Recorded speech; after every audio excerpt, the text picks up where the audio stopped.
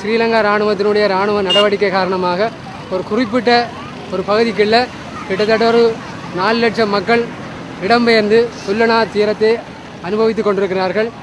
அவர்களுக்கு உணவு, உறைவிடம், மருந்து என்பன எதுவும் கிடைக்காத நிலையில் மிகவும் ஒரு மனித பேரவலத்தை சந்தித்து கொண்டிருக்கிறார்கள். இந்த நேரத்தில் நான் உணவு தொடர்பாக சில விடயங்களை சொல்ல விரும்புகின்றேன். குறிப்பாக வன்னி மக்களுக்கு உணவு வழங்குகின்ற பொறுப்பை ஐநாவினுடைய உலக உணவு திட்டம் பொறுப்படுத்தி கொண்டிருந்தது. ஆயினும் இன்றைக்கு ஒரு மாதத்துக்கு மேலாக ஐநாவினுடைய உலக உணவு திட்டத்தினுடைய உணவு வாகன தொடரணி எதுவும் இங்கு வன்னிக்கு வராதனால மிகப்பெரிய ஒரு அவலத்தை இந்த மக்கள் சந்தித்திருக்கிறார்கள். ஒரு பெரிய உணவு நெருக்கடி ஒன்றை எதிர்கொண்டுள்ளார்கள். நான் நினைக்கின்றேன் இந்த வாரம் கழிந்தவுடனே இந்த மக்கள் ஒரு பட்டினி சாவை எதிர்நோக்க வேண்டிய ஒரு நிலைக்கு தள்ளப்படுவார்கள் என்று நான் நினைக்கின்றேன். குறிப்பாக இந்த வன்னி மக்களுக்கு வாராந்தம் 8000 மெட்ரிக் டன் அளவிலான உணவுப் பொருட்கள் தேவை. அவ்வளவு பொருட்கள் இங்கே உலக உணவு திட்டத்தினாலும் பலநோக்கு கூட்டுறவு சங்கங்கள் மூலமும் எடுத்து வரப்பட்டு கொண்டிருந்தன.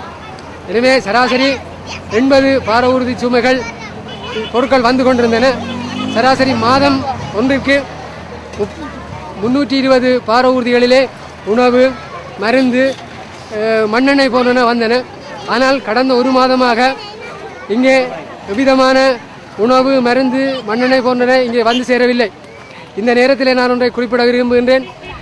ICRC அதாவது சர்வதேச செஞ்சிலுவை சங்கம் எடுத்துக்கொண்ட முன்முயற்சியினாலே கடந்த வாரத்திலே கிட்டத்தட்ட 18,000 கிலோ உணவுப் பொருட்கள் மட்டும் வந்திருக்கின்றன. இந்த பொருட்களை வைத்துக்கொண்டு இந்த மக்களுக்குரிய உணவு விநியோகத்தை செய்ய முடியாத ஒரு நெருக்கடி நிலை இங்கே இருக்கின்ற அரசாங்க அதிபர்களுக்கும் பலநோக்கு கூட்டுறவு சங்கங்களுக்கும் ஏற்பட்டிருக்கின்றது என்பதை நான் சுட்டிக்காட்ட விரும்புகிறேன். எனவே இந்த நேரத்தில் இந்த வன்னி மக்கள் ஒரு பட்டினி சாவை எதிர்கொண்டிருக்கின்ற இந்த சூழ்நிலையில் இவர்களுடைய இந்த அவலத்தை போக்க வேண்டிய கடப்பாடு சர்வதேச சமூகத்துக்கு இருக்கிறது என்பதை நான் சுட்டிக்காட்ட விரும்புகிறேன். இந்த இடத்திலே நான் ஒன்றை தெளிவாக கூறிக்கொள்ள விரும்புகின்றேன். ஐக்கிய நாடுகள் சபையினுடைய அகதிகளுக்கான உயர்ஸ்தார ஆணையம் இந்த மக்களுக்கான ஒரு நெருக்கடியை போக்கியிருக்க வேண்டும். குறிப்பாக உலகத்திலே இடம்பெயர்ந்த மக்களுக்கான குடியிருப்பு வசதிகள் மற்றும் உணவு, மருந்து போன்ற தேவைகளை ஐநாவினுடைய அகதிகளுக்கான உயர்ஸ்தானிகார ஆலயம் மேற்கொண்டு வருகின்றதை நாங்கள் அறிவோம். ஆனால் இந்த நிலையிலே வன்னி மக்களுடைய இந்த அவலத்தை துடைப்பதற்கு ஐக்கிய நாடுகள் சபையோ அல்லது ஐக்கிய நாடுகள் அகதிகளுக்காக குரல் கொடுக்கின்ற அந்த அமைப்போ எங்களுக்கு உதவவில்லை என்பதை நாங்கள் இந்த இடத்திலே சுட்டிக்காட்ட விரும்புகின்றோம். சராசரியாக வன்னியிலே கிட்டத்தட்ட 1 லட்சம் குடும்பங்களைச் சேர்ந்த 4 லட்சம் மக்கள் வாழ்கின்றார்கள். இந்த நிலையில் 18,000 கிலோ உணவுப் பொருட்கள் வந்திருக்கின்றன. இந்த 18,000 கிலோ உணவுப் பொருட்களை வைத்துக்கொண்டு ஒரு 2,000-2,500 குடும்பங்களுக்கு மட்டுமே அந்த உணவு விநியோகத்தை மேற்கொள்ள முடியும்.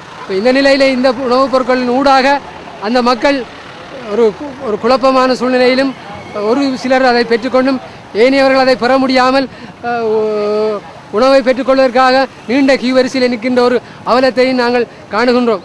இந்த இடத்திலே நான் ஒன்றை சுட்டிக்காட்ட விரும்புகின்றேன். இங்கே வெளிநாட்டு ஊடகங்கள் சில, இந்த கொழும்பு சிங்கள ஊடகங்கள் சில சொல்லுகின்றன, இந்த வன்னியிலே கிட்டத்தட்ட 2.5 லட்சம் மக்கள் சிக்கொண்டிருக்கிறார்கள் என்று சொல்லி ஒரு செய்தியை பரப்பி கொண்டிருக்கிறார்கள்.